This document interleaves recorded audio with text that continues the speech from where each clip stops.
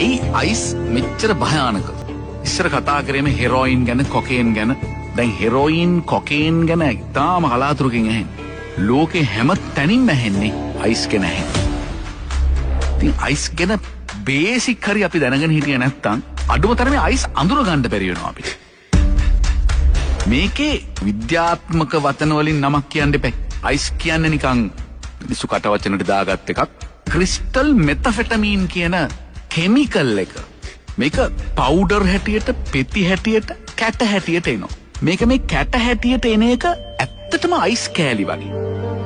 ඔය ෆ්‍රිජ් එකේ දාලා අයිස් මුදවල අරගෙන කෑලි කෑලි වලට කැඩුවොත් පොඩ්ඩක් ඒ පෙනුමට මේක ළඟයි. ඒ නිසා තමයි මේකට අයිස් කියන නම ආවේ. ඉතින් මේක හරිම කොමන්ලි පාවිච්චි කරන විදිහක් තමයි මේක මේ වතුරත් එක්ක දිය කරලා රත් කරලා සිරින්ජස් වලට දාලා ඉන්ජෙක්ට් කරගන්න එක. එන්නත. ඇයි මේකට ඇඩික් වෙන්නේ කියලා ඔබ හිතලා තියෙනවද? අපි අයිස් කියන නමෙන් කතා කරමු. අයිස් කියන ඩ්‍රග් එක මොන ෆෝමැට් එකකින් පාවිච්චි කරත් නාහෙන් ඇද්දත් ගිල්ලත් බිව්වත් විදගත්තත් කෙලින්ම යන්නේ මොලේට. අපේ මොලේ තියෙන එක කොටසක් එතනින් තමයි සතුටේ හෝමෝනේ ස්‍රාවය කරන්නේ. ඒ මොලේ තියෙන ඒ කොටසේ සෛල වලින් තමයි ඩොපමීන් කියන හෝමෝන් එක ක්‍රියේට් කරන්නේ. මේ අයිස් කෙලින්ම ගිහිල්ලා ඩොපමීන් හෝමෝනේ හදන ඒරියාස් ඉන්ස්ටිගේට් කරනවා. අවුස්සනවා, කිතිකවනවා. නැගිටපල්ලා ඩොපමීන් හදපල්ලා කියලා මොලේට කියනවා. මොලේ සමහර විට මුළු ජීවිත කාලයටම හදපු නැති ඩොපමීන් ප්‍රමාණයක් එක මොහොතේ හදනවා. මේවා සිස්ටම් එකට ආපු ගමන් පුදුම ප්‍රීතියක් දැනනවලු, පුදුම එක්සයිට්මන්ට් එකක් එනවලු, පුදුම ආතල්ලක් දැනෙනවලු, මහන්සිය දැනෙන්නේ නැහැලු. වරද්ද ගන්න එපා.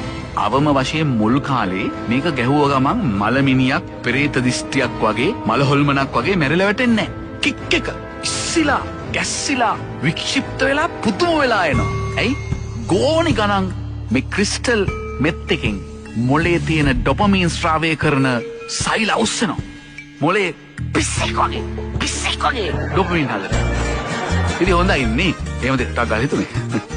ඔම මේක මාරුනේ. පුදුම ප්‍රීතියක්.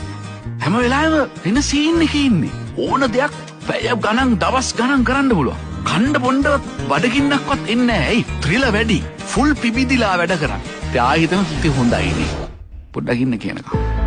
ටික දවසක් මේ ගමන යනකොට මොලේ සෛල වෙහෙස වැඩි.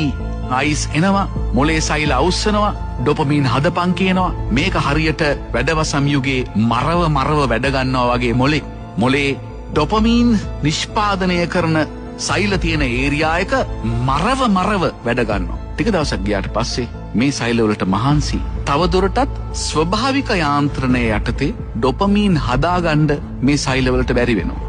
සෛල කම්මැලි වෙනවා. සෛල ටයර්ඩ් වෙනවා. අයිස් ටිකක් ගැහුවොත් විතරක් අමාරුවෙන් ඩොපමීන් කොහොම හරි ටිකක් හදනවා.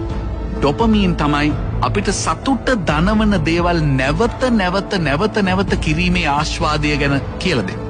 ජයග්‍රහණයක් ලබන එක, රහ කෑමක් කන එක, සුන්දර දසුනක් බලන එක, ආස හිතන දෙයක් කරන එක, ස්පෝර්ට්ස් කරන එක, ආදරේ කරන එක. මේ ඔක්කොම ඩොපමීන් වල ප්‍රතිඵල. ඩොපමීන් වල තවත් එක ඉෆෙක්ට් එකක් තියෙනවා. ඩොපමීන් යම් කිසි ක්‍රියාවකින් ඩොපමීන් එනවා නම් අපේ ඇඟ අපිට නිතරම කියනවා, අපේ මොලේ නිතරම කියනවා, ඒ ඩොපමීන් එන වැඩේ ආයි කරන්න බබා. මුල් කාලේ ඇඩික්ට් වෙනවා කියලා කියන්නේ අන්න ඒකට. අනේ තව අයිස් ගහන. කාලයක් යද්දී ඩොපමීන් නිෂ්පාදනාගාරය අඩපණ වෙනවා, අක්‍රිය වෙනවා. ඩොපමීන් නැති වෙනවා ඇඟට. ස්වභාවික යාන්ත්‍රණයෙන් ඩොපමීන් හදන එක නවතිනවා. දැන් වැඩ කරන්නේ කෙමිකල් එකට විතරයි. ස්වභාවික මිනිස්සෙගේ ඩොපමීන් යාන්ත්‍රණය සති 2-3ක් යනකොට අපේ ඇඟේ, අපේ ඔළුවේ, අපේ මොලේ ඩොපමීන් නිෂ්පාදනාගාරය නතර වෙනවා. සතුට නැති වෙනවා. අන්න මිනිස්සු හොල්මන් වගේ වෙන්න ගන්නවා. එක්කෝ අනවශ්‍ය බීතියක් ඒ මිනිස්යාගේ ඇඟ ඇතුළට යනවා. එක්කෝ ඒ මිනිහා ඒකේ අනිත් පැත්ත සම්පූර්ණයෙන්ම තිරසනෙක් වෙනවා.